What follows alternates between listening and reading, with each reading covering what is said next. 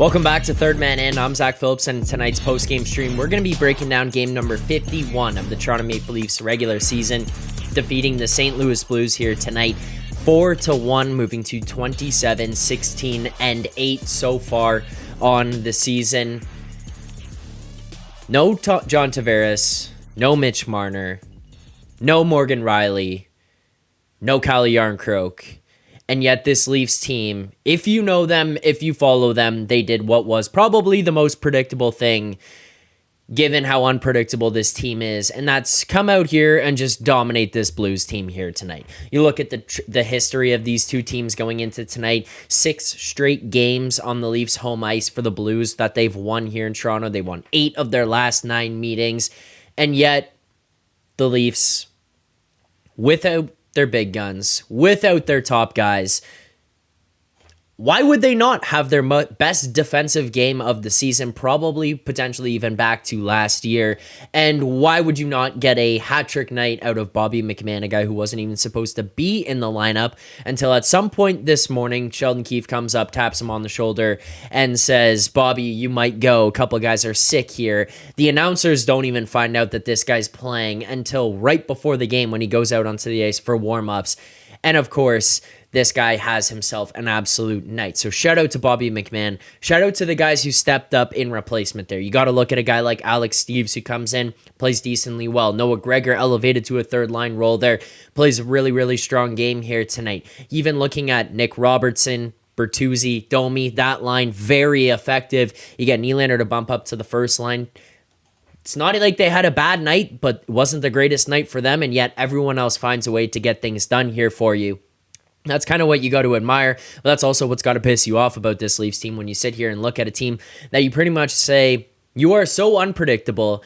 Of all the games that we watch this team play, and you say, you should win this game, you should win that game, you should not lose this game, whatever. This is one that I think most of the fan base kind of would have walked away from and being like, yeah, if you lose this one, it makes sense. If you lose this one, there was some type of built-in excuse. You obviously want to see them play hard, play with energy, intensity, effort all the way through to the end. You want to see them compete and still try to win, but if they walk away with the loss here, you're probably not having the reaction of, this team stinks, what the hell is wrong with them? Even myself coming here after would have probably just taken it with a grain of salt, kind of take away some of the key moments that happen, whether they be positives or negatives. Regardless, you kind of would have walked away just being like, well, you're missing some of your most important players, 2 of your core 4, and I guess 3 of your core 5 there. And then on top of that, you're getting William Lagesson stepping up, having to play more minutes. Noah Gregor, third line. Ryan Reeves is in. Steeves is in. Like, Bobby McMann gets a last-minute tap. You're getting all this stuff happening with this team that would basically lead to every single excuse in the book where you could walk away and say, you know what? Makes sense, we lost tonight. And yet this team allows 15 shots on goal, which is the lowest that they've allowed this season. You win 4-1. And Bobby McMann gets a hat trick. So we'll break down the entire game. We'll break down what was good, what was bad about tonight. We'll break down some positive takeaways, some things to go with moving forward, as well as the Morgan Rielly suspension. So if people want to call into the show here, please send a message over to me on Twitter at ZackPhills, ZackPhill, as well. You can send a message on Instagram at ZackPhillips, ZackPhillips_. Send a message. I'll get the link over to you. If you have me on Discord as well, you can do that. I will send a link. You guys let me know what your thoughts are on tonight's game. I'm happy to take callers throughout the show here tonight. So send me a message. Let's talk about it. A couple things I see in the chat here. First and foremost, I want to get to this super chat.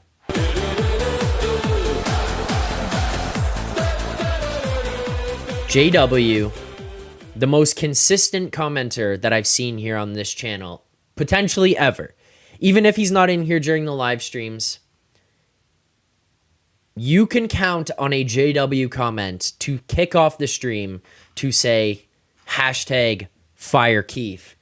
And of course, that's what JW started with here tonight, but that's not what the super chat is. So JW, thank you for the super chat. JW says, Bobby the man. There you go. And as Gord was saying on the broadcast, which I thought was pretty good as well, he was the McMann tonight. I mean, come on. Come on. You gotta love it. You gotta respect that. But yes, Bobby McMann had himself an absolute heater of a night tonight. So shout out to him. Shout out to him for stepping up. Look, I don't know if you guys are familiar with this. It's called the Ewing theory. Patrick Ewing for the New York Knicks, obviously a star player in the NBA, a star player for the Knicks. There was this thing that used to happen, and it's kind of a transferable thing that has taken place or continued on since that point and being a studied thing where you can't quantify it, you can't put analytics to it, but there seems to be something to the idea of a star player being removed from a lineup and the lineup actually taking a step up, elevating its level of play in the absence of that player. And I think a lot of it just has to do with the mentality of some of these guys and at the professional level. It's the next man up. If you're Patrick Ewing, if you're John Tavares, Mitch Marner is out of the lineup, now someone else has to take on a more important role. And over the course of 82 games or 1,000 simulations, however you might want to play it out, obviously that team's going to be in a position where their probabilities, their odds, their betting odds are going to be in a much worse position, because if the Leafs are playing this game against the Blues and you knew this morning that they were going to be out, then it's going to be much different than what it was last night before you knew that they were going to be out, because the probability of the Leafs winning over the course of 1,000, 10,000, 100,000 simulations is going to be drastically lower than it would be if John Tavares and Mitch Marner are in the lineup. And yet there seems to be this effect that takes place in these one-off scenarios where you get these guys out for one game, not necessarily 5, 10, whatever, but one game, and the team's play significantly improves, or it takes a massive step up and elevates into this position where you're basically looking at a team that you almost don't even recognize at times. And that's kind of what happened here tonight. But that in part has to do with guys so hungry to be out there. And I think that that's one of the things that this Leafs team has missed and kind of needed that jolt of life. How often have we talked about on this channel competition? How important it is to have competition within an organization, competition within a lineup of guys who are going to be fighting on a daily, weekly basis. If you're going in camp, going in to get ready to go into the regular season, into the preseason, whatever, you're going to end up in a spot where you're going to have guys playing at their absolute peak every single night because they are fighting for their NHL lives. They're fighting for their NHL lives. So when you get that chance, when you get an opportunity, when you get a look in front of a coach, a GM, whatever it is, they're going to elevate that play and they're going to take it a whole lot more seriously. Probably a whole lot more seriously than a guy like Marner or Tavares or Matthews or Nylander might do, even if it's just subconsciously, where it kind of they dismiss it for a moment where it's like, this is game one a game of 82 and one shift of one game of 82, and you just continue to move on because it's like, this is not that big of a deal in the grand scheme.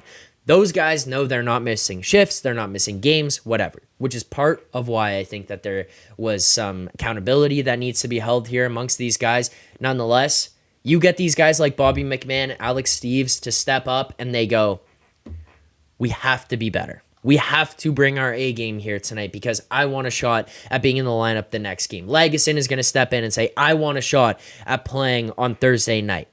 And so they're going to play at the top of their level. Everyone else is also going to be in a position where they are going to come into this game and they're going to have to fill in other gaps. They're going to have to trust each other to elevate their level of play, to take over for what Morgan Rielly brings to the power play and Mitch brings to the penalty kill on the power play and JT to the power play. Everyone else has to step up. So those are situations where you're going to look around, see those guys, and kind of say, okay, you can count on them because they're going to fill these roles and they're going to help us. And it kind of feels like that's what happened. All right. Couple super chats here. Let's answer them because then I also see a comment from Six. And Six, they win this game and you come here and just trying to stir the pot. I don't get it. This guy's all positive vibes, positive vibes, positive vibes. And now here tonight, Leafs win without all these guys where you'd expect it to be positive, and this guy's negative here. I don't get it. I don't get it. Also, if you are watching right now, you haven't already, please hit that like button here on the video or on this stream. If you're watching back after and you haven't hit that like button, hit the like button. Subscribe here to the channel as well. Still trying to get to that 2,500 mark by playoff time. We're trying to get things rocking. Continue to build this up. So hit that like button. Subscribe here to the channel. We do appreciate the support. as well, turn on notifications so you get notified every single time that we go live here on this channel, whether it's for watch-alongs, post-game streams, or whatever. You don't want to miss a second of it. But make sure to hit that like button and subscribe. Let's get to a couple super chats first and foremost.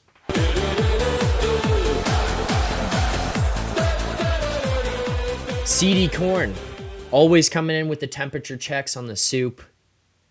And CD Corn here tonight. Piping hot beef stew for Bobby M tonight. Nothing short of hearty.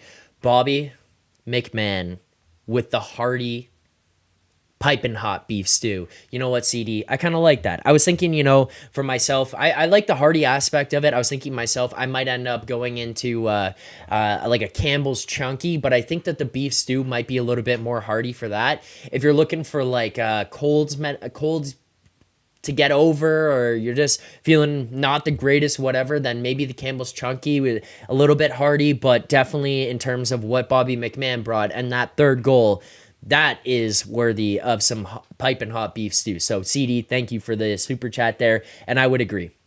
That this is a beef stew night for Bobby McMann. And that was a hearty performance. But we do have another super chat here.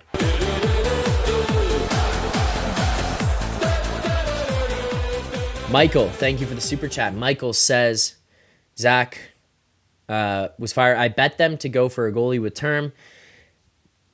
Because the goalie Sammy and Wall are worse than Vegas one. If Calgary, Nashville got pick up, won't be any goalies available in the coming years. Michael, like what I would say in terms of, I appreciate the super chat first and foremost. What I would say in terms of this is, don't spend assets on a goalie. Do not do it. Just do not do it. You've got expiring Jones at the end of the season that you're going to have to carry these three goaltenders through the end of the year with anyways, so you're going to have to get to the end. I think you're probably going to need them because it seems like Joseph Woll might be out for even longer than he was originally anticipated. By all accounts, it just does not feel like he's coming back anytime soon. I'm going to have to continue to check on what the practice updates are, on what the injury reports are, but it just feels like Joseph Woll is not making his return at any point here, so we're not going to see him anytime soon. And then outside of that, like with the goalies, you just need a guy to be above average when it comes to playoffs. You need a guy who's going to get in there and who's going to start to turn things on and get hot at the right time. Like Adin Hill is obviously a very, very good goalie. He's a better goalie than Samsonov, so I'm not diminishing that at all. Do I think Adin Hill is a Vasilevsky, Sorokin, Shesterkin? I don't. I don't, honestly. And I think Binnington had probably a similar run. Again, I think Adin Hill probably is going to end up being better than Binnington. I think part of that is because he's not as much of a mental case that could be set off of his rocker and kind of have these teetering moments. But again, when it comes to like Adin Hill or what you had with Darcy Kemper in Colorado or Binnington when he won with St. Louis, is you have a goalie who's probably a good goalie, probably below the elite level, but into the good level of player. And when it comes to those guys, like, you just need them to get hot at the right time. That's all you're really looking for out of them, and I think Samsonov can do it. I think he did a really good job last year against Tampa. I think he's starting to return to form here. I don't think he's kind of fully back to where he was, but again, I don't think that this is going to be problematic. I think as long as he stays at this level, if the team plays well in front of him, I think you could be in a position into the playoffs where you could tee him up to go and get hot. The other point to this is when you're talking about getting goalies, unless you're getting somebody with term who's not that old, which there really isn't anybody out there, then I don't see the point of this. There's no point of going and grabbing a 33, 34-year-old goaltender just to come in here and pray to God that they are the ones who get hot at the right time, because what goaltender out there is that much better than Samsonov right now? And again, I'm not saying there isn't goaltenders out there who are better than Samsonov, but which one out there are you looking at saying, I'm willing to spend the assets on that guy, I'm willing to spend picks and prospects and whatever to go and acquire that guy to come here because I'm certain that he's not just better than Samsonov right now, but will be able to elevate his game to that required level in the playoffs that will be better than what Samsonov could do.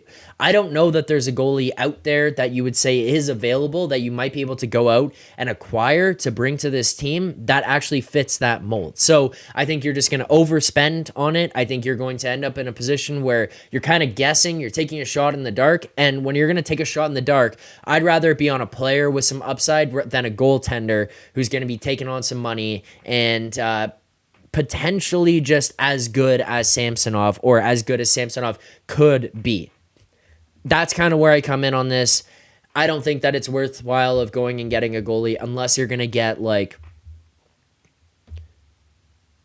God, I don't even know. There's not really a goalie out there. Are you going and getting Jake Ottinger? Like, no, you're not getting that guy. That guy's not available. You're not getting Sorokin. These guys are not available. So move on. You've got what you've got. I think you can make it work as long as the team in front of you is good enough.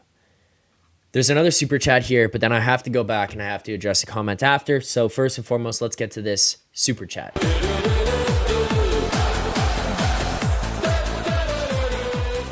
Phenom, thank you for the super chat. Greatly appreciate it. Phenom says, props to Brody being a rough year, but he led time on ice tonight. Was a +3, 4 blocks. Any chance he has a big second half? Also, I like seeing McCabe on the power play. Well, here is what I will say. I'm not sure how many of you are familiar with him. I've done some content with him before, did some stuff with him before. Anthony Petrielli, he is over at the Leafs News. He's a writer there for the Maple Leaf Hot Stove. He put out a tweet tonight, and I think that this was, I think it was bang on. Like, I'm stealing this from him, but I 100% agree. So also, if you haven't checked out his stuff, Maple Leaf Hot Stove, definitely worth reading from Anthony there. But Anthony tweeted out at the end of the game, and I think that this is like very, very true to what we saw and what I'm seeing with Phenom's super chat here about Brody. He said, won't be the main story in this game, but in the big picture, it's very clear to me that TJ Brody should play left D the rest of the season and that he's significantly better there. I have a very hard time disagreeing with this. I just do. I think that Brody felt and looked a whole lot more comfortable out on the ice. I think that kind of where we were at,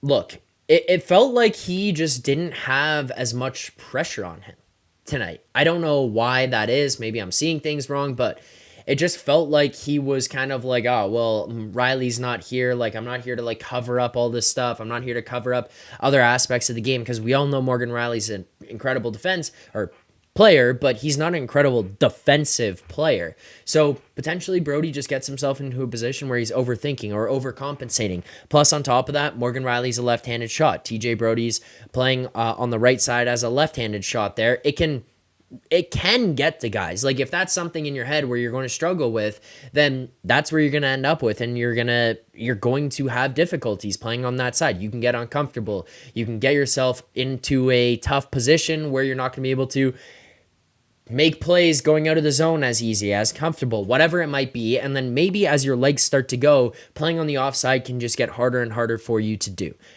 I think that Anthony's tweet here is pretty spot on. I think he probably needs to play on the left side. The other point to this is that kind of Anthony says there without actually saying, and I don't know if he was implying this, but I'm going to say it anyways myself. Guess what happens if TJ Brody's playing on the left side? He's going to be playing in the second pair. He's going to play less minutes. He's going to play not as tough of a matchup. And it probably means you're going to have a better position for Morgan Rielly in there. And your defense is probably just going to be sorted out a little bit better throughout the remainder of the lineup anyways. I think this might be what you need. I think you need to take some minutes away. I think you need to take some of the tougher matchups away. Take that role away from Brody a little bit. Not to snatch it out of his hands, but just to kind of dial him back. You move him over to the left side. Maybe he gets a little bit more comfortable there. He's a little bit more sheltered. He's not facing as high quality of lineups or matchups or whatever. Maybe this is how you maximize Brody. As for a big second half, I don't know. I think it's kind of dependent on what happens over this next stretch of Morgan Rielly being out. I imagine the Leafs are going to appeal this, but I don't know. I imagine that's where we're going to see them go. I think he'll probably continue with this matchup, with this lineup. I don't know. I hope things turn around for Brody. Again, we've talked about it numerous times. It's very obvious that his family situation is going to be a distraction to him. I think moving him to the right spot could be helpful, could be a little bit more comfortable for him in the long term. Hopefully that's the case. We do have another super chat here.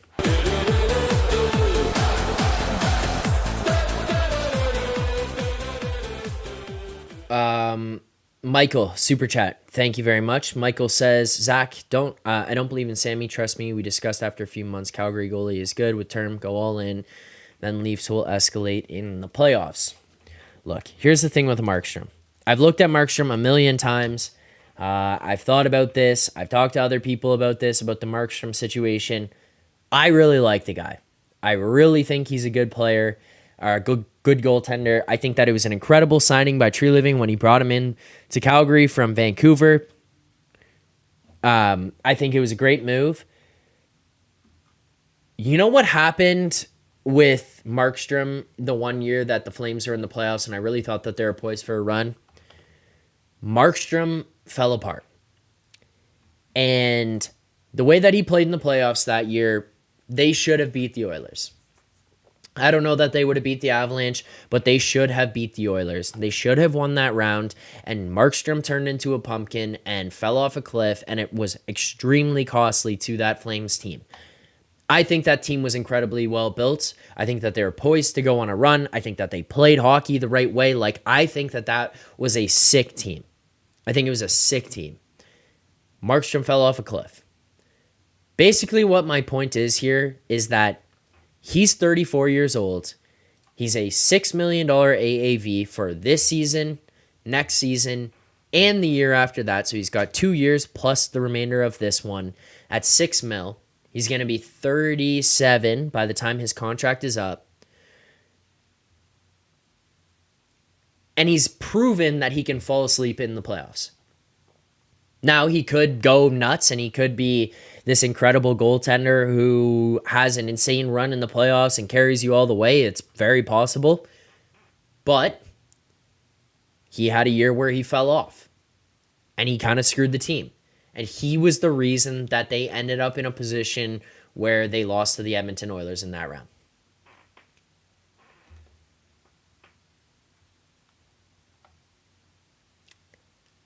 My point is, there's no guarantees. You can't look at a goaltender other than the few elite ones around the league and say that's going to be the guy. So when you're talking about Samsonov or going and making trades and stuff here at the deadline, I just don't think it's worth it. Because I don't know that there's a guy out there that you can confidently look at and say, that's the guy who makes a difference here. That's the guy who can get it done. Rob P.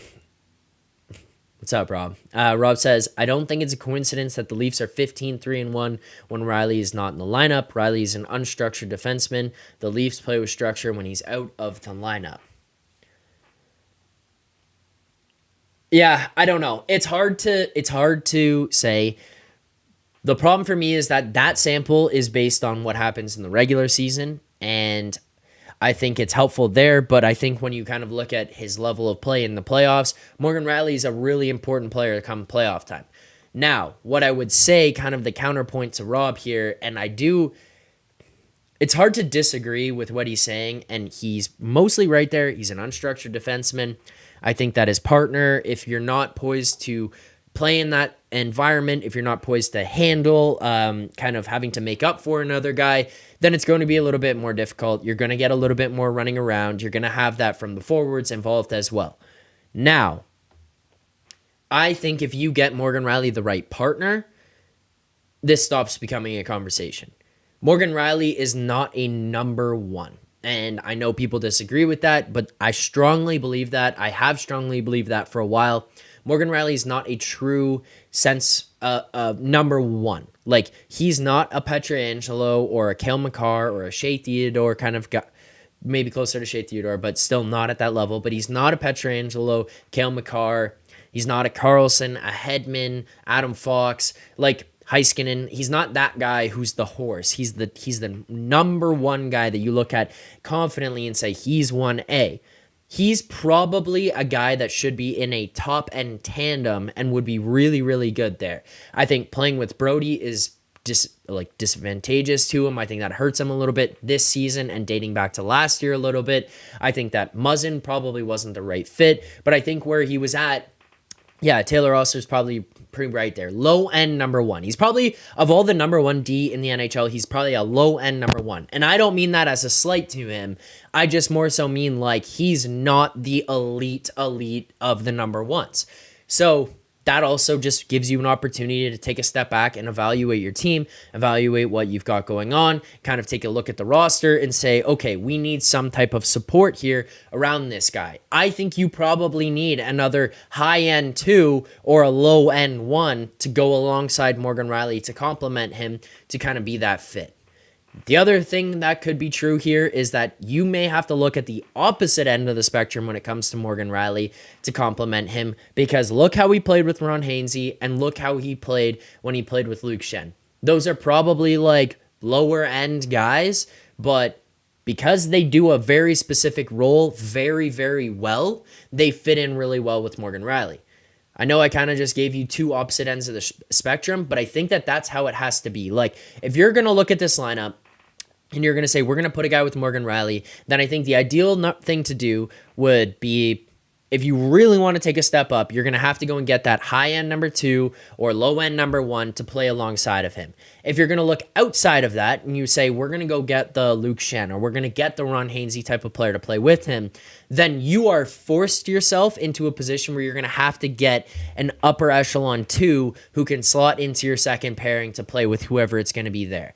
And then however you want to balance them out after that, but you're going to need another one of those guys if you're going to be a team who's going to take the step forward. So I think part of the problem right now is you can't put 44 with guys who are in the middle of the spectrum. They have to be one end where they're the top end guy, they're a horse too, or they got to be the other guy who's going to be the blocking shots, workhorse, simple hockey, smart hockey type of player. Like, you have to look on one or the other. You can't find a guy in the middle, because I think the middle road guy is TJ Brody. I think that he's the guy who kind of ends up not necessarily complimenting Rielly the best, because he's got a little bit of offense. He can move his feet. He can pass the puck. But then you're expecting him to be defensive, and you're saying like, hey, hold on, play the defensive game in replacement of Rielly. But then he plays too defensive, and you say, oh, you got to play some offense. We need some offense out of you. Like, no. Fuck all that. Stop asking those guys for too much out of that, because I think that that's the wrong pairing for them. I think you got to find the Hainsey, you got to find the Schenn, and then they play with him.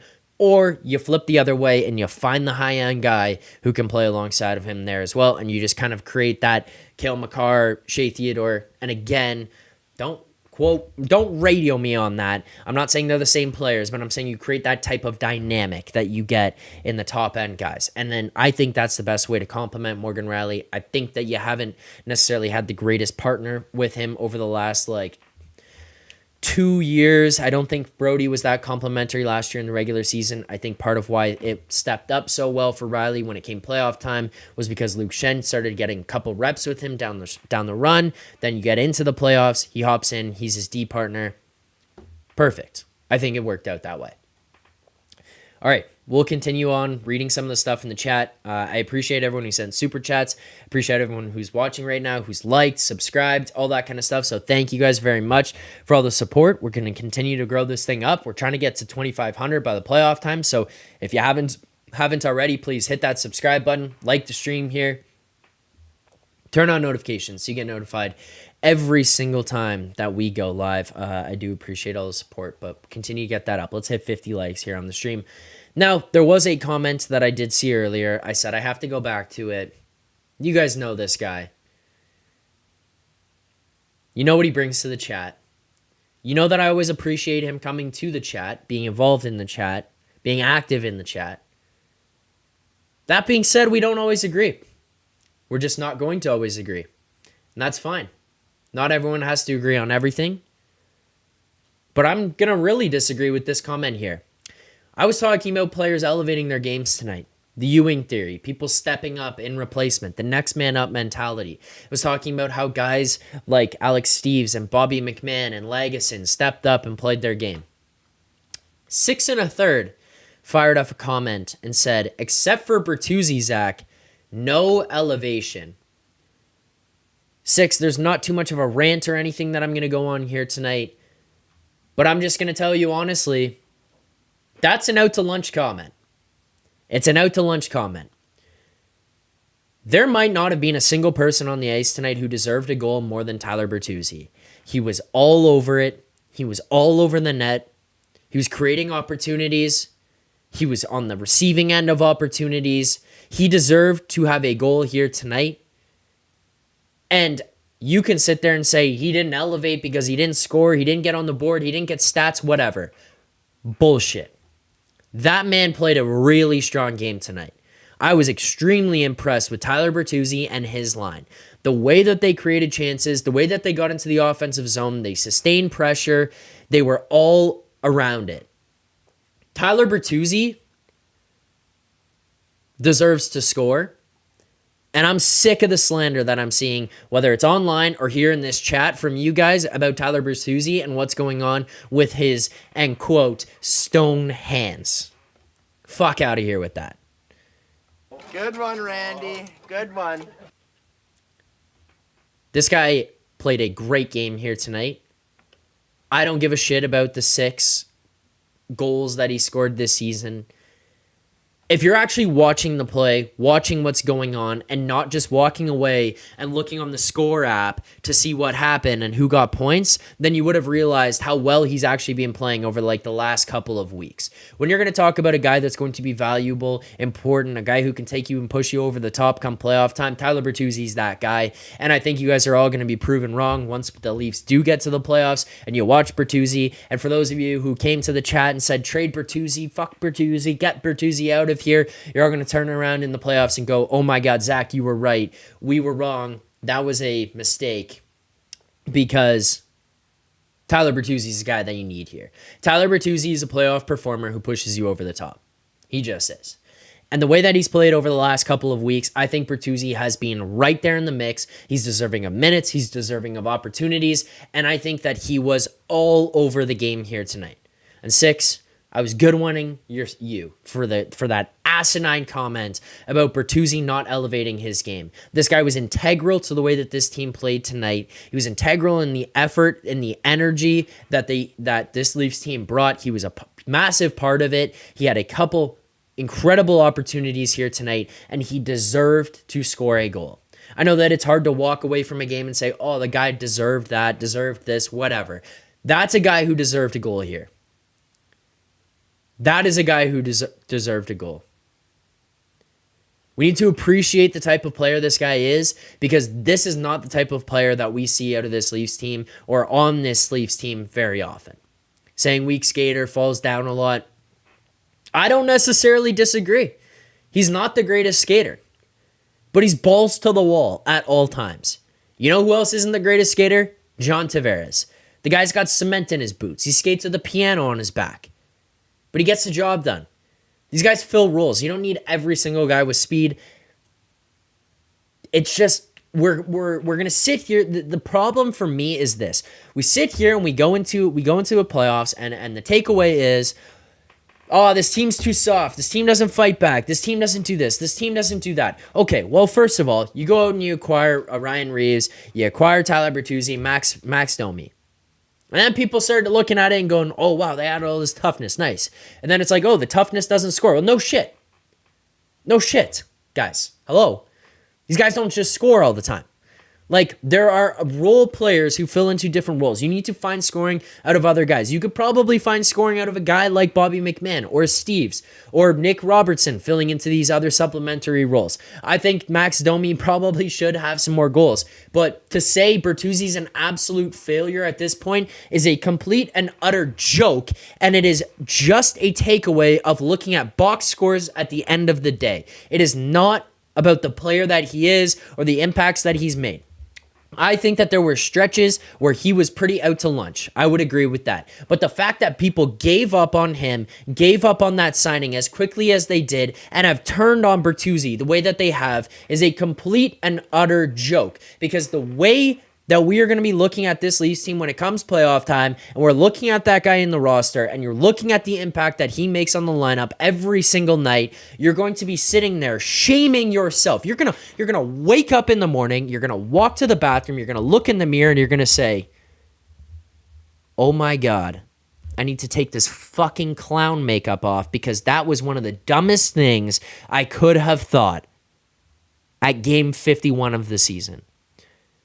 You're gonna wake up, you're gonna find the cloth, you're gonna start wiping off your clown makeup that you went to sleep with because of that insane take to think that Tyler Bertuzzi should not be a part of this team or that he's been an absolute failure. That's where I'm at. I think Bertuzzi played an incredible game here tonight. Maybe I'm wrong, maybe I'm an idiot, but I just cannot get behind the idea that we're just going to turn on this guy like that. I don't get it. I don't get it. Come on. Show some respect. Take the clown makeup off, guys. You can't do it. Can't do it. That's the type of guy you need. Rob P. talking about some captaincy here. Zack, Leafs first. Oh, separate comment. Zack, the Leafs have to make the playoffs first. Only time will tell if he has value in the playoffs. Fair enough. I mean, I hope they make the playoffs. I think that they'll make the playoffs. Look, part of it is, obviously, I'm down on this team. I don't think that this is the best team that we've seen out of the Leafs over the last 5 years. I think part of it is because of buy-in, commitment, effort. I think maybe it's tuning out the coach to a degree. Whatever. You need to find a way where there's, like, you just need to get things done. Now, I'm not going to sit here and disparage some other teams, but, like, when you're going to look at this race right now, I don't think the Flyers are a team that stays in. I just don't. I don't know if we're going to look at some of this. So the Leafs are in a wild card right now. They're 1 point behind Tampa. I don't think the Flyers stay in, so I think the Islanders probably jump into that spot. The Devils are pretty close into a push. I don't think the Red Wings stay in here, and then, like, who else are you going to be fighting with in there? I think the Leafs are going to make the playoffs. I think that they're just going to find ways to pick up points here. It's not really like you need to go on a heater. You just kind of can't fall off a cliff at any point, and I think that they'll be fine. But it is a good point, Rob. You do need to still make the playoffs. But if you want an example of how valuable Bertuzzi is when come playoff time, go watch him in Boston last year. Now, obviously, you're going to sit there and say, oh, well, Boston lost, blah, blah, blah, blah, blah. Okay, yeah, they lost. Go watch how Bertuzzi played. And if you want to look at stats and, ooh, he's got no stats this year, he's abysmal, he's been a failure because he doesn't have points, fuck off. Go look at the stats from last year. Go look at his point production. Like, you want to pick and choose what nights you're going to look at stats and what nights you're going to look at what goes out on the ice? Go look at what happened in Boston with him last year. Look at what he did on the ice, and then look at the stat sheet. Works out pretty well from both sides. I think it will turn around here. But Rob, you're right. Do have to make the playoffs first. Super chat here.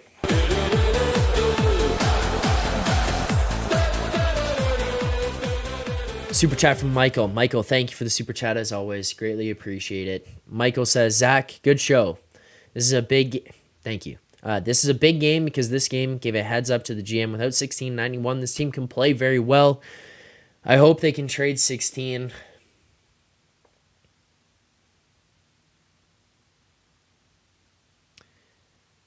Michael, I appreciate you. I appreciate the super chat. You're here every time.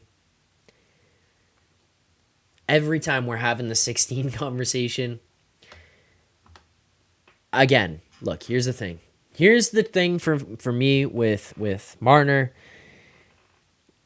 I think that a lot of time it gets pinned or it gets kind of portrayed that I'm a Marner hater. I'm not the biggest fan of his. I think that there's a lot of deficiencies in his game, so I'm just not the biggest fan.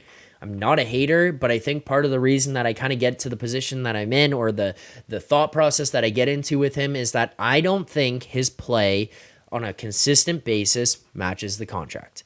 And when those two things don't meet up, it's going to become a problem. And I think on the flip side, where I was at with Willie going into this season and throughout this season, was like Willie's play exceeded his contract. So for me, I was just naturally always really happy with what he brought and what was going on in the game and the point production and everything, because his level of play, his level of competition was always superior to the amount of money that he was making.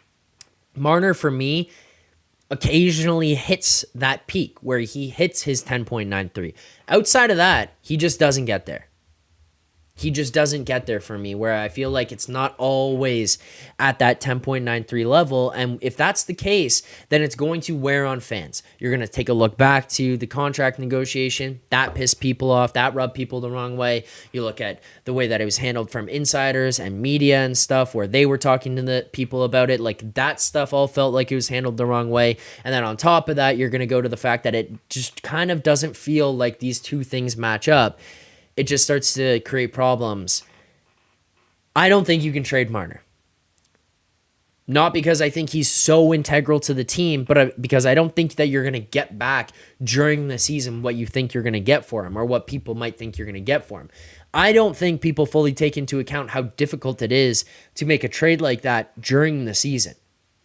If you're a team that's selling, if you're a team that's saying we're out, we're done, we're punting this year, it's probably much easier, because you're looking at the Sens trading Erik Karlsson, or looking to trade Erik Karlsson, or trading Mark Stone to the Vegas Golden Knights, and you're sitting there kind of saying, okay, you know what, we need to get out of said contract or said player because we're not going to be able to re-sign them, or we don't want to re-sign them, whatever. So you're kind of looking to move on from the guy. You're just looking for assets. If you're on the Marner side of things, or if you're like Michael here and you want to move on from him, you can't just move Marner at this deadline for pieces. Like, you just can't. It's not going to make sense. It is a punt on this year, and it won't work. I don't think that you can kind of sit there and say, like, yeah, we're going to get these assets back that you evaluate a player at, to say, oh, this guy is a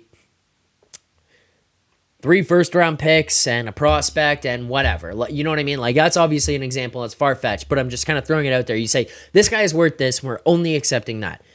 When you're talking about midseason, you're going to be trading to a team who's going to be looking to take on cap the other way. They're probably going to want to sign him after the fact.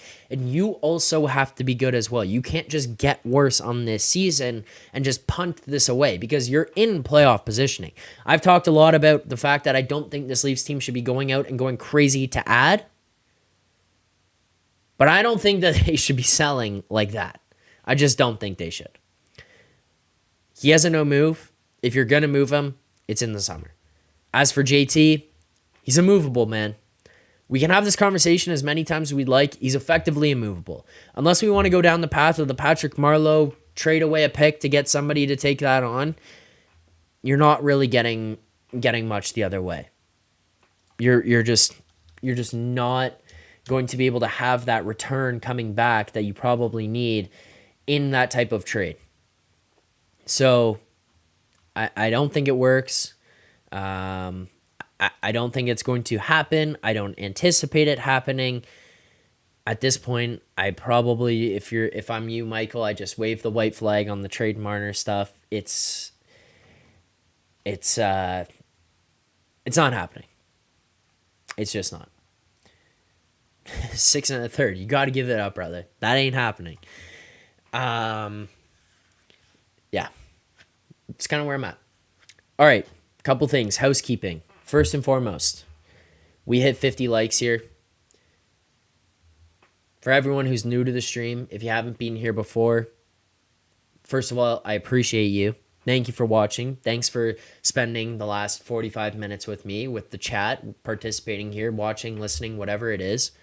I also want to shout out someone who I know is always watching. I'm not sure if they participate in the chat. Mr. Blummy, appreciate you. I found out that you were watching. Didn't know that you were watching, but thank you for the support. Thank you. Rob P., thank you for watching right now. Thanks to everyone in the chat who's always here. 6 1/3.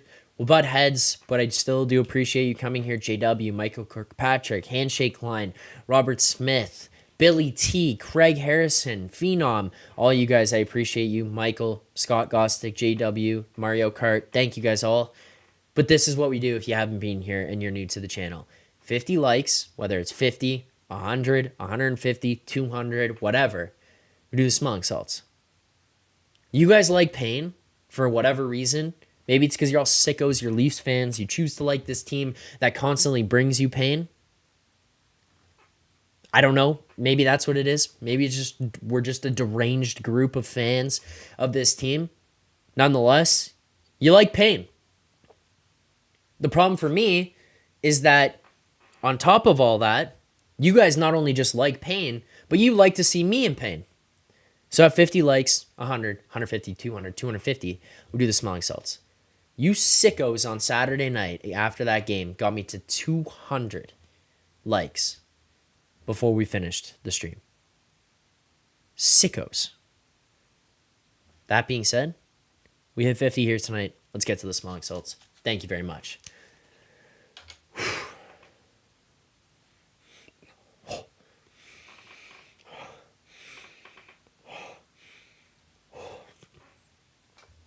Oh, burns a bit. Burns a bit. Oh. Oh my God. All right, hold on.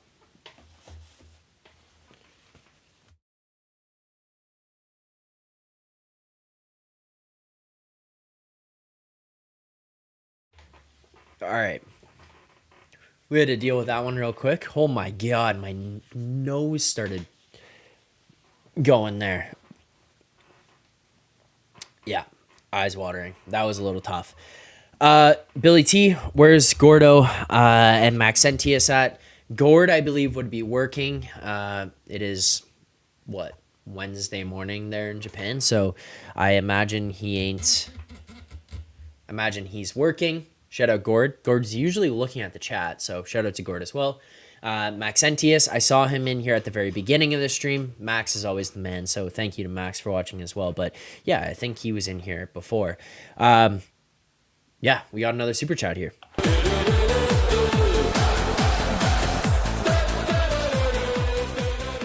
Michael says, and Michael, thank you for the super chat. Michael says, I'm not saying trading him now, only before the end of the contract. Mitch is a good player, but the team desperately needs cap space in the coming season.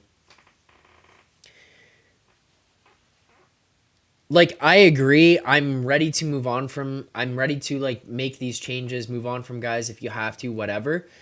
The thing for me here, Michael, is, like, what is the return? Because the one thing that we had heard, I had talked about it before, was that before this Leafs team signed Nylander, before the season, they looked at options of trading him. What can you get in return for William Nylander in terms of what you're looking to replace and you're looking to upgrade on your team? You're not necessarily looking for another guy who's going to come here and score 80 points, 70 points, whatever, and be able to be a participant from a point production standpoint. But maybe you're looking to fill some other hole. Maybe you're looking to fill a goaltender need or a defensive need, whatever. But you're going to be looking to kind of upgrade your team from that standpoint and push things over the top there by filling in William Nylander with a defenseman, a number one or a number two defenseman. They couldn't find that guy. Now, maybe the market for Mitch Marner is different, but then you also have to consider on top of that there's a couple things. First and foremost, he's going to have a no-move clause, so you're not just going to be able to flip this guy around. You're not just going to be able to send him out the door and bring someone else in. You're going to have to go to him and ask, where would you be willing to go? What teams would you be okay with going to? Okay, now you've limited it down to, what, 6, 7, 8 teams? Now you have to go to those teams. Are you interested in taking on Mitch Marner? If they are, do they have the pieces that you're looking for? This is part of the problem that you have where you can't just dish away some of these guys and just get things back in return where you're like, oh yeah, we're just going to trade Mitch Marner and get an incredible return. So while you might be looking for more, for an upgrade on this team, while you might be looking for more cap space, you have to consider what some of the options are, and the idea of making a trade just to make a trade, I don't think makes sense. For me, where I was looking at of making a trade would have been last year, before the summer, before they got into a no-move situation. 2 years ago, when you have now lost consecutive years in the playoffs, you're not going to fire Sheldon Keefe, and you're going to kind of go into it and say, okay, we have these guys in an opportunity to move them because they're not locked up into these no move, no trade clauses. You can move them a little bit more freely. Like, you can do all that kind of stuff. That also allows you the opportunity to go and explore options out there a little bit more freely for who comes back. You're not as limited to the teams you have to talk to or what the return might be, and you might be able to actually be in a position where you can say, hey, we want said defenseman in free agency. We can sign this guy and then move on from another player via a trade. I don't think you're at this point now. I think you're kind of handcuffed into the situation, and that's a little bit of a tough spot. Eric. What's up, Eric? Thanks for joining. I appreciate you. I hope you hit that like button on the way in. But, Eric, thank you. I hope you had a good Super Bowl, too. And I hope you didn't fucking bet the Blues tonight like I did when we found out that Marner and Tavares were out and I was grabbing plus 188s before they went off the board. Tough scenes. All right, and we do have another super chat here.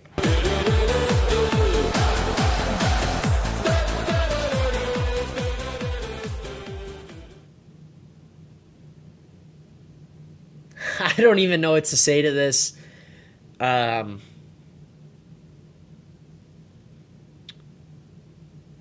Michael, thanks for the super chat. Yeah, Eric, nice. Me too. Minus 1.5 and plus 188s. And Bertuzzi anytime goal plus 425. Great. Michael says, Zack. Fuck. Michael says, Zack, I have suggestions. Always open to suggestions. I have, instead of smelling salts, when super chats are more than $100, can you ask all your girlfriends to show up? I'm sure you have a lot.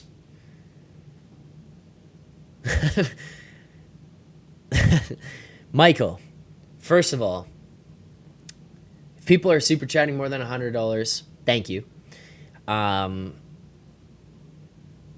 Second of all, the smelling salts get the people going. That seems to be what people are more interested in. Third of all, no girlfriends. No girlfriend, no girlfriends, no singular, plural, none of that. So, no. None. None of that. It's not happening. Appreciate the suggestion, though. Appreciate the suggestion. Thank you.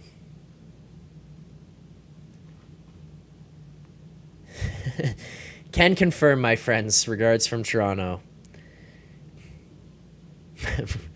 There is no tomorrow. Actually, you guys want to hear a banger of a song? This should be copyright free, so we should be okay. Eric, I hope you're still listening. Otherwise, it's not as good. There's a guy. You guys got to follow me on Twitter, by the way, as well. At Zackphill. At ZackPhill.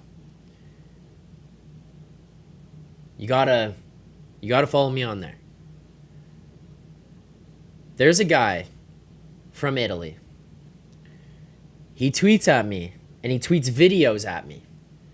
If you follow me on Twitter, you'll get the privilege of seeing them because you'll see them pop up in my timeline with me being tagged in there. I got one of my buddies to remix a song. You gotta listen to this. Sometimes you just feel tired, feel weak. And when you feel weak, you feel like you want to just give up. But you got a self within you. You got to find that inner strength and just pull that shit out of you. And get that motivation to not give up and not be a quitter. No matter how bad you want to just fall flat on your face and collapse. Till the roof comes off, till the lights go out, till my lights leave out, can I shut my mouth, till the smoke is out, and my heart burn out. I'ma rip this shit till my balls go out.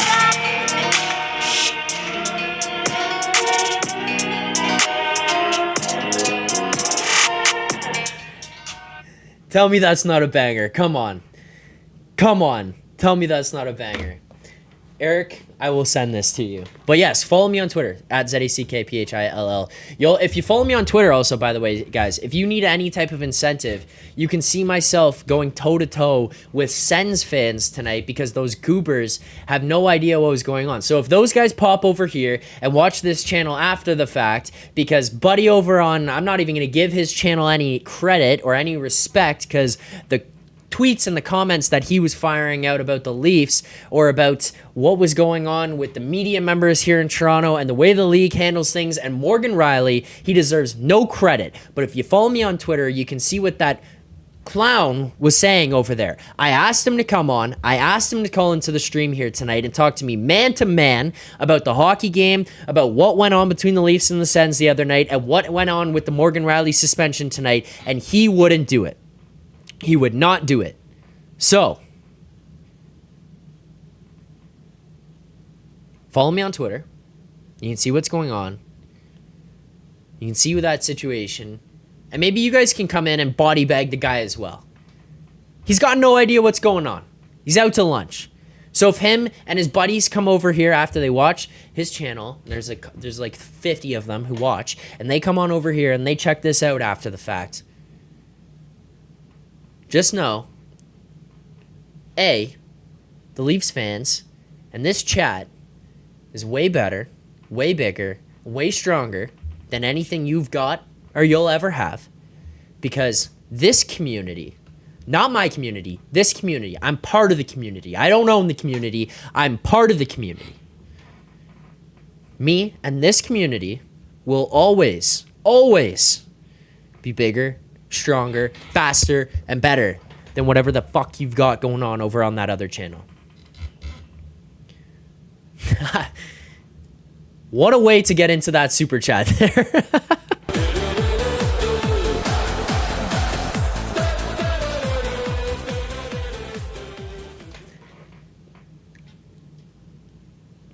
Super chat from Eric. Thank you, Eric, for the super chat. Eric says, if $100 isn't enough for a chick, is $50 enough for half of one? Look, you guys are the ones who send these. I gotta read them.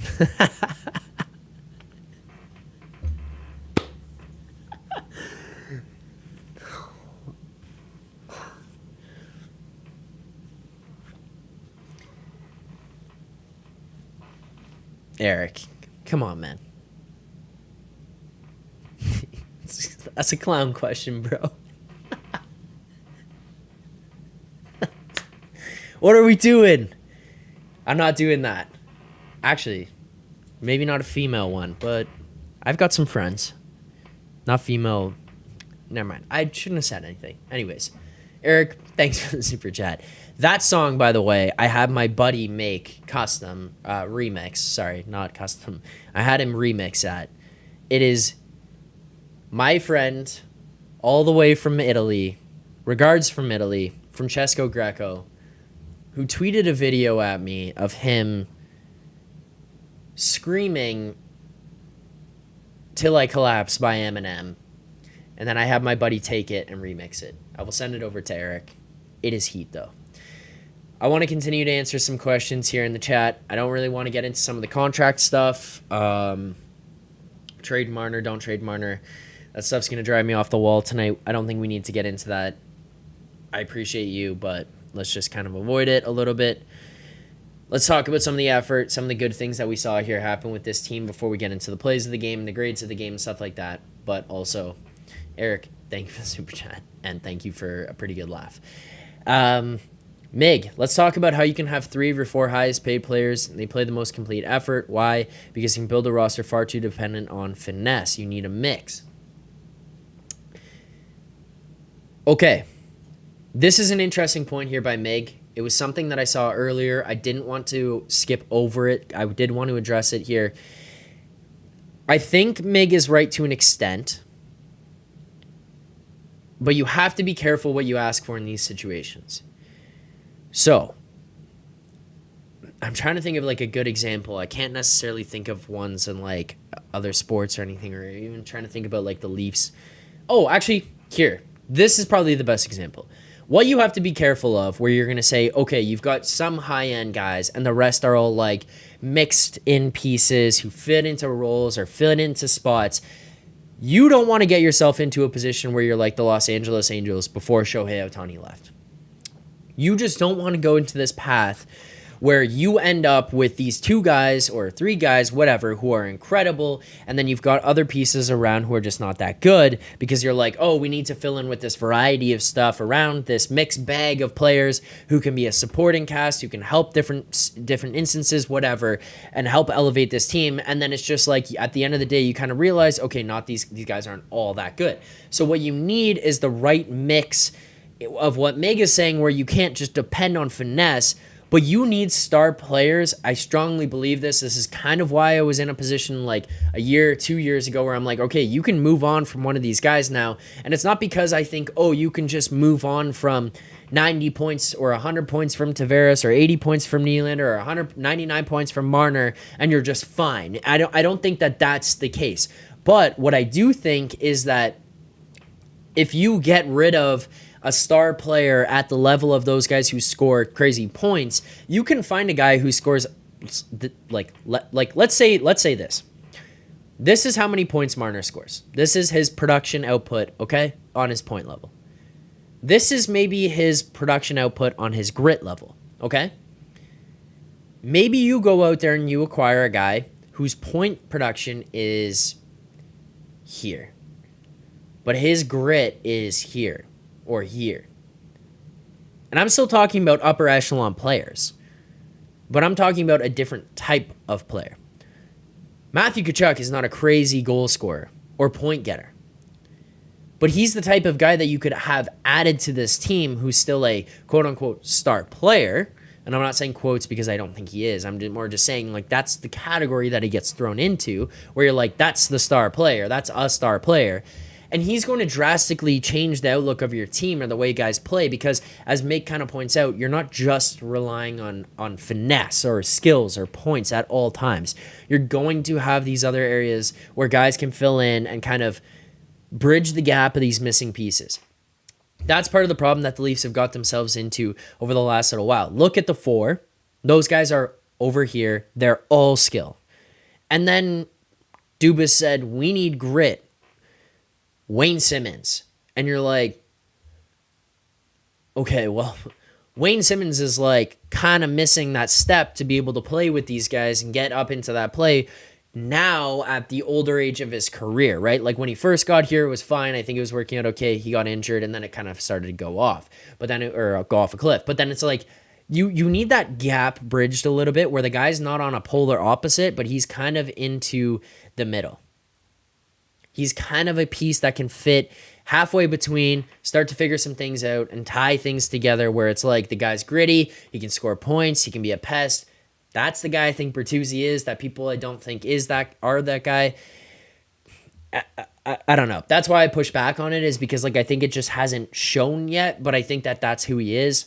Maybe I'm proven wrong, but I also just have this like gross gut feeling that it's like if he leaves, if Bertuzzi goes to another team, whether it's at the deadline like some people want him to, or if it's just at the end of the year, like that's you're going to look at him and on another team and be like, holy fuck, what the hell happened? That's all. Yeah, Mig, hate Tkachuk, but he drags his line mates into the fight. That's what this team needs more of within the top 6. Yeah. Mario Kart, Leafs should talk to Flyers if see if there's a connecting for Bertuzzi as an option. I would say that wouldn't be an option. I would also add on to that by saying connecting, yeah, obviously is that player, but like I don't know why the Flyers would be looking to take that on going the other way. That's just where I'm at with the conversation of grit versus what Meg is saying, where I agree with Meg to an extent, but I think you just need some higher end players still who fit those categories, but just can bring that other stuff that these guys don't. And maybe you're going to lose 10 points a year, 15 points a year out of the guy or out of the player that comes in, but you're going to gain so much more that's actually probably more helpful to you being a successful team in the long run. yeah.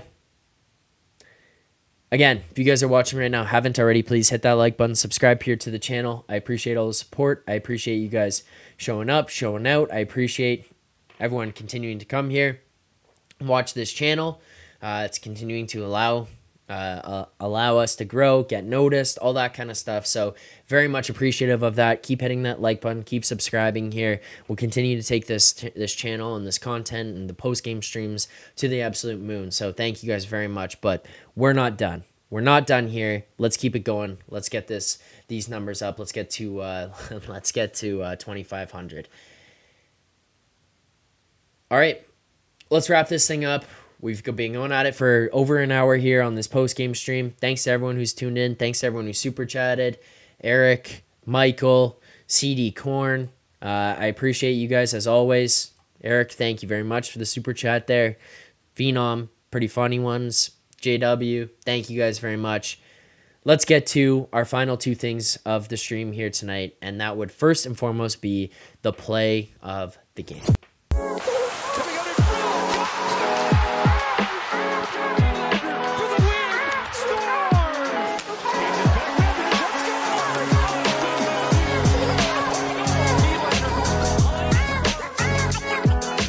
All right, play of the game. First and foremost, we will go with, I'm going to go with the first Bobby McMann goal, and here is why.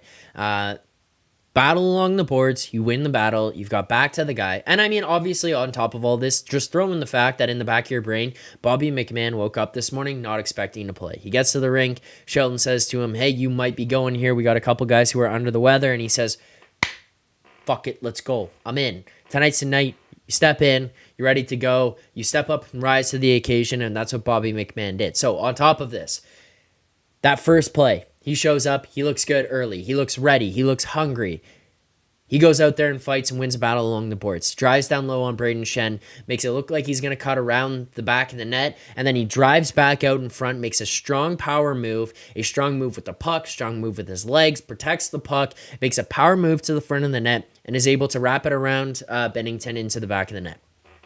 Way to open the game, way to open things up for this Leafs team where you're kind of looking at this one, worried that it might be a little bit sleepy. You're missing Marner, you're missing JT. You've got this bad news about Rielly that just came out an hour and a half before the game or just over an hour before the game. Like, there's a whole lot that's going on. And Bobby McMann, a guy who got the tap before the warm-ups, goes out there and makes an immediate impact. Then it turns into him ripping top corner into the second goal of the game, or his second goal of the game, excuse me. And then it turns into the hat-trick goal at the very end where he banks it from like the top of the circles in his own zone to go down the ice. And his fourth goal of the season or fifth goal of the season. And then his first career hat-trick. It was a pretty sick night for Bobby McMann. He gets the power forward drive to the front of the net, tucks it. Then he gets the top corner, far side rip, and then he goes bank, full ice, empty netter, three-piece, thanks for coming, hat-trick, Bobby McMann. Pretty sick. Those are my plays of the game, all around, series buzzing right now. Those are the play of the game there. Honorary mention just goes to his other two goals. I think the first one is my clear and away play of the game. I would also look at the Bertuzzi pass to Robertson. That also, it just didn't end up being a goal, but Bertuzzi gets fed far up the ice at the blue line, gets into the zone behind the defenseman, starts driving towards the net, draws the attention of the defenseman who's closest to him, also draws the attention of the next defender back who's back checking, which opens up a seam for him where he sees Nick Robertson coming in high with his left-handed shot open and feeds him perfect tape to tape. Robertson just ends up hitting Bennington. That was a pretty disgusting play. I mean, I've got to give credit to that. Trying to see if there was any other ones. Robertson sliding defensive save. I think it was in the first period. Flying across the zone, in the just inside the blue line in his own defensive zone. Makes like the sliding, diving, poke check across. That was a pretty sick play. Nyes made a nasty pass to Matthews in the slot, into the seam. Like, that was pretty sick as well. I don't know. Those are some honorable mentions there. Before we get into the grades of the game, I'm just gonna say this. I want to kind of get this off my chest. I want to talk about it. If you don't see me on my daily morning show over on Edgework, make sure to go over there and subscribe now. You can find that at the end, or you can find that every day, Monday through Friday, 10:30 a.m. Eastern Time, breaking down games that are going to be going on that night. We've got a panel of professional sports bettors, sports betting analysts, guys who make models, guys who are break down games and bet on these professionally. They are very, very intelligent, are people that have helped me learn a whole lot more about hockey than I ever even realized there was to learn. Head on over to that channel. We'll be on there tomorrow, definitely breaking down the suspension as well, probably a little bit more in depth. But I did want to break this down here now because it was pissing me off. I had to deal with these idiot Sens fans all day on Twitter, or I guess all afternoon on Twitter. So again, make sure to follow me on there because you can go see what these clowns were up to all day. But here's the thing with the Morgan Rielly suspension, okay? I don't know where people are at with having seen this number. There's a few different aspects that I want to clear up. Maybe not everyone resonates with me, maybe not everyone agrees with me or is on the same page, but this is how I feel about it, okay? First and foremost, I keep seeing Sens fans acting like Leafs fans are pissed off that Ridley Gregg did what he did. You guys might disagree. This is how I feel. I don't give a shit. I think it was fine. You know what? Truthfully, I think it was funny. I don't care that he did that. It is what it is. Like, I'm not looking at this guy like he's a villain. He needs like this supplemental discipline and like these other things himself. No. It's funny. It's in the rivalry of the game. It's in the competition. It's in the heat of the moment. It's fine. You're in the Battle of Ontario. Like, you realize this is a rivalry that used to take place where guys were jumping in the bench to fight each other and line brawls were breaking out and stuff. Like, it is what it is. But I wanted to clear that up where I'm seeing Sens fans online being like, oh, Ridley Gregg living in your head rent-free. No, I don't give a fuck. Yet again, I think it was kind of funny. Now, here's where the second piece comes in. If I was watching this as a neutral third party, if I was watching this as someone who didn't have a dog in the fight on either side, I wasn't a Leafs fan and I was just watching this. If I saw Ridley Gregg do that, I'm expecting whoever is on the other team to go down and respond. I think every single person is expecting that. I think every fan of teams who are watching from afar are expecting that. And I think the guys on the team of the player who took the shot, of Gregg's teammates, they're expecting a response too. Because you're allowed to do that. That's fine. It's a rivalry. You're disrespecting. And it's not to say that it has to happen, but you're expecting a response. You should be prepared for a response. What Ridley Gregg did is disrespectful. It's fine to do, but you also have to understand it's disrespectful.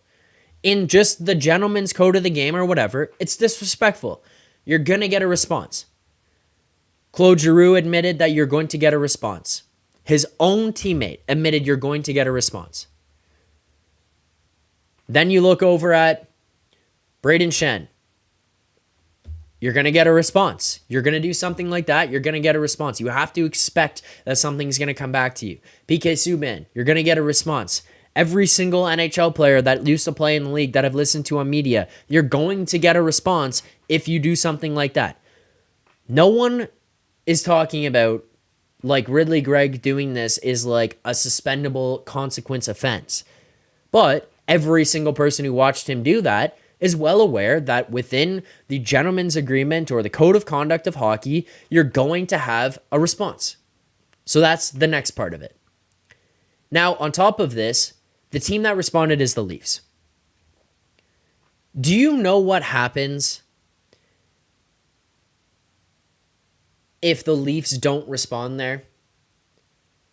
Because we wake up this morning, or we wake up on Sunday morning, Monday morning, Tuesday morning, and the entire discussion, the entire talk from every media member, every former player is the Leafs are soft. The Leafs have no character. The Leafs have no attitude. They have no identity. They have no pushback. They're a bunch of pussies.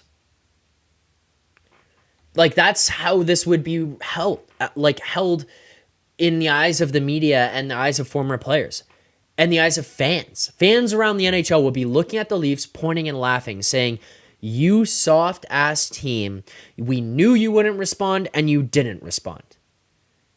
They had to respond, right? They had to respond. They did. I don't think that Morgan Rielly should have cross-checked him in the head. He did. It is what it is. It's a suspendable offense. 100%. This is my beef. I see the super chat there as well, Robert. I will get to that. Thank you. This is my beef, though. I'm fine with 5 games. If it's 5 games, it's 5 games. I think it probably more appropriately, given history, would have been 3, maybe 4. 4 on the high end as well. I think 3. But what I would say is, if you're going to go with 5, then this is the standard that's now being set. The beef that I have is that I think George Parayko and the Department of Player Safety is full of a bunch of morons who sit down, play the video on the screen, spin a fucking wheel, and say, that's the suspension that you're getting today. Because there is no thought process, there's no consistency, and there's no reliability on the punishments that are handed out by the Department of Player Safety. So I'm fine with a 5-game suspension of Morgan Rielly, but if you're going to do 5 here tonight, then that's fine. Every play moving forward has to fall into some sort of spectrum that's relative to this, because that was a first-time offender with no history, who's never done anything, who was in the conversation for the Lady Bing, and then he does one thing that everyone in the world expected him to do, and you fucking handed out 5 games for it. As Mario Kart says there, Matthews cross-check got 2 games. It makes no sense. Agreed. Okay, so Matthews gets 2 games. That's fine. That kind of sets this standard that it's probably between 1 to 3 games. I'm looking at this Rielly thing thinking 3 is probably the number. Alex Chiasson, I think it was 2 years ago, Jimmy Vesey cross-checks him in the side of the head at the end of the game. Game is over. Bang, cross-check to the side of the head.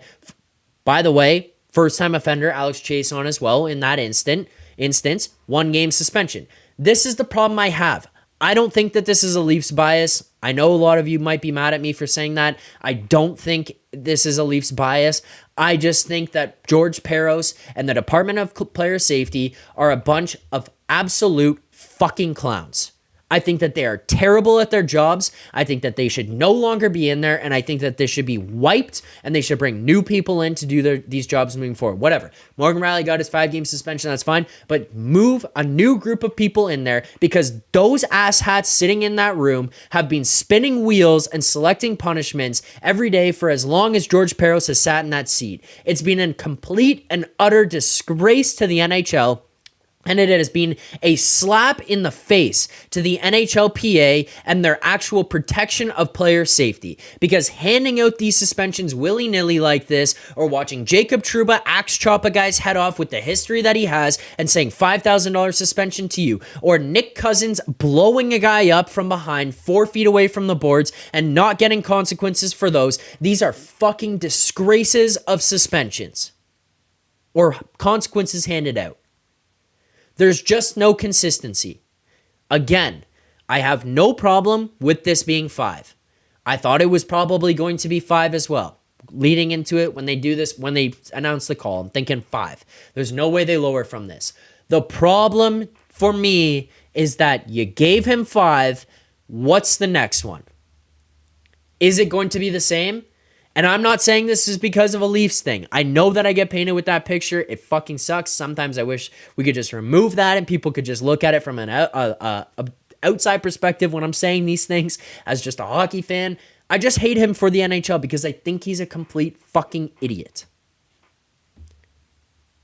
5 compared to Chiasson's 1, compared to Matthews' 2. Like, even just look leaf to leaf. Matthews, 2 games for the cross-check to Dahlin. That's probably fair. Morgan Rielly, 5 games, first-time offender for the hit on Greek. Like, that's the problem I have. I'm like, how is that one 3 games worse? Okay, if you think the Matthews one probably should have been 5, fine. But like, then it's like, okay, they're both 5. Like, how did we go within like 2 years to one of them is 2 and one of them is 5? This is the shit that makes no sense to me. This is the beef that I have. And also, for those of you who might end up over on Twitter later or seeing what's going on, or those fucking idiots over on Sen's Twitter, whatever the hell you're coming from. I called this guy out earlier today because he calls himself a journalist. He acts like he's supposed to be respected, and he fires out a tweet that says, Morgan Rielly is a scumbag. Throw the book at him right now. What a soft little man. Stupid tweet from someone who clearly doesn't get the game.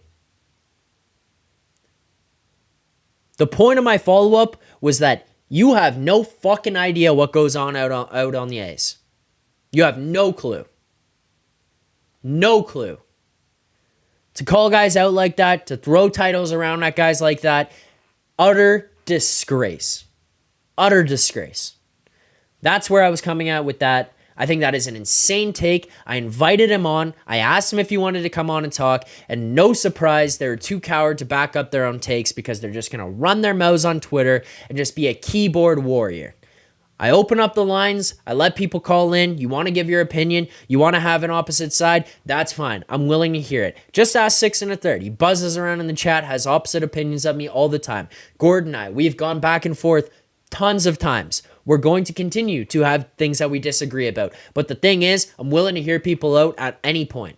You want to call in, you send me a message, on Discord, Instagram, Twitter, whatever it is that you want to send a message, you can send me a message and I will try to get you a link. But don't talk shit and then hide back there. I will go back and forth with anybody, willing to hear people out. But to just call out players like that and then call yourself a respected journalist, come on. Gross. Grosses me out. Let's get to the final thing of the stream here tonight. Let's get to our grades of the game. You want answers? I think I'm entitled. You want answers? I want the truth! You can't handle the truth! Grade of the game. Billy, this is pretty good. Drop your grades of the game in the chat here as well. I want to see them. I want to hear what you guys are at. I want to hear what your thoughts are. Grades of the game. For me here tonight, I'm kind of at like an A. You allowed 15 shots against from St. Louis. That's the lowest amount of shots you've allowed all season. We knew you were going to need to step up in a all-around effort, whether it was offensively because you're missing Mitch and Tavares and Rielly, who are all offensive players, or if it was defensively because you're missing Morgan Rielly, who's your number 1 defenseman and takes up as many minutes. You got Lagesson stepping in. You got an incredible game from Bobby McMann. You got a pretty good game from Ilya Samsonov. Like, I think that this is as close to perfect as you could have been. I think that the second line did a really good job of stepping up and filling in that role. I think the first line was kind of just okay here. They had some decent chances. I personally don't think Nylander played that great tonight, but nonetheless, it didn't cost them. It didn't get in the way of anything. And then you get some depth contribution from your third and your fourth line, where your fourth line is at least creating things. They're not a liability. Your third line goes out there. They actually score 3 fucking goals here tonight. Like, this was a pretty good night from depth all the way through. You got your D stepping up. It felt like they played really good. Look, I had one of the guys that I work with make a joke about it, saying you fall in love too quickly. He's probably right, but holy shit, Simone Benoit, I love that guy. I love Simone Benoit. I love what he brings. I think him and McCabe are a good pairing. I think that I had concerns about McCabe last season. I think he was just in the wrong spot, probably playing with the wrong guy. I think he's playing with the right guy right now, and I think that it makes him a lot better playing alongside Simone Benoit. And that pairing, chef's kiss. That's a pairing that I look at, and I think those guys are a playoff pairing. Those guys are guys that you look at in the playoffs. They beat the shit out of people. They block shots. They just do the right things. They're like in that like Chernak group of guys, Gudis group of guys, where maybe they're not as tough, but they're nails. They will go at anybody. They will be involved in anything, and they just create their own opportunities. Like they go out there and they're like, we demand to be out on the ice. We demand that you let us go out there. So that A for me, that's my grade of the game. That's kind of where I'm going to put this one at for tonight. Leafs fans, this has been a fun stream. I appreciate you all for tuning in. I appreciate you all for watching, for subscribing, for liking. Massive win here for the Leafs tonight. I'm giving this one an A. My play of the game goes to the first Bobby McMann goal, so shout out to him. Hold on. Luke's in the chat, says pick up your phone, Zach. Luke, you're live on Third Man In. Did I just choose the stream was done? I'm on stream still. Oh, you just saw my comment being like, pick up the phone? Yeah. So what, I'm on the phone with you while you're on stream? Yes. You're live on air. Live to tape. Like, people can hear me? Yes. Do you want me to call you back after? No, it's okay. If anybody on this stream ever needs Raptors or 905... Oh my god, this guy's plugging. Okay, hold on. Let me give you a better angle at the mic and you can plug. Here. Free plug. I'm sorry. No free promo to anyone else, but here's Luke. Go ahead. If you ever need Raptors or 905 tickets, feel free to hit me up on LinkedIn. Luke Campanella, shoot me a message. Let's get you hooked up. Make sure the next game you get out to is the best game ever. Don't wait. Shoot me that message. Is that it? Is that all you got? Yeah, call me when you're done. All right, see ya. All right, there you go. There you go. There's the plug. I mean, I don't know. If you guys need any of that stuff that he just said, you can message me. I'll connect you. That's going to do it for tonight's stream. Thanks, Luke, for the shameless plug at the end. Appreciate it. My grade of the game is an A. My play of the game is the first Bobby McMann goal. Shout out to Bobby McMann. 3 goals here tonight. Yeah, high pressure sales. Yeah, no shit. Thanks, everyone, for tuning in. No free ticks, Brett, but you do get a little bit of a hook up there from Luke. He'll help you out. Thanks, everyone, for tuning in. This has been game number 51 of the Toronto Maple Leafs regular season. If you're not already, like the stream, subscribe to the channel, turn on notifications, all that good stuff. Thanks, everyone, for tuning in. Leafs win this one 4-1, moving to 27, 16, and 8 on the season. We'll see you on Thursday night. And as always, keep Leafs.